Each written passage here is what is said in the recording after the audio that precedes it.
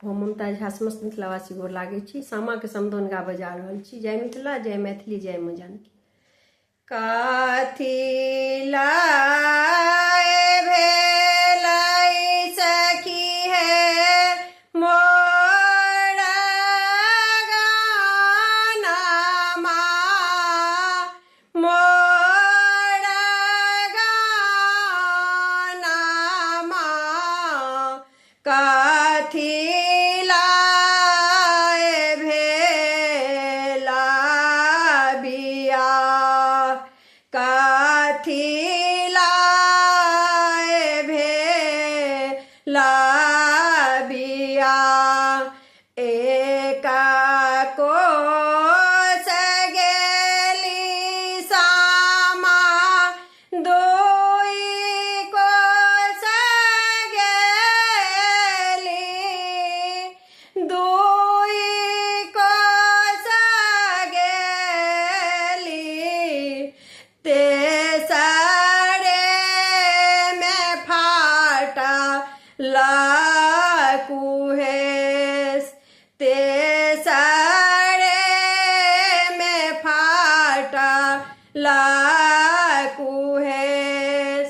घूड़ी घाड़ जइया भैया, घाड़ घूड़ी जइया, घाड़ घूड़ी जइया।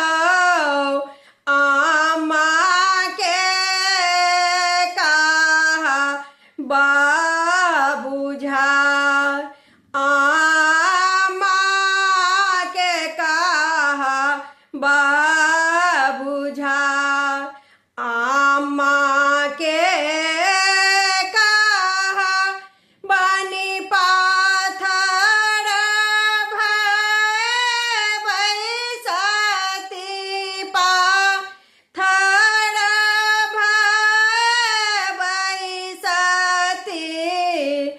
हम बैसब हियाहर, हम बैसब हियाहर। पारा घर गेली आई, परक पुतहु भेली आई, परक पुतहु भेलिया। गिनती करैते दिन जाय, गिनती करैते दिन जाय। भनाहि विद्यापति सुनो समादान, सुनो समादान।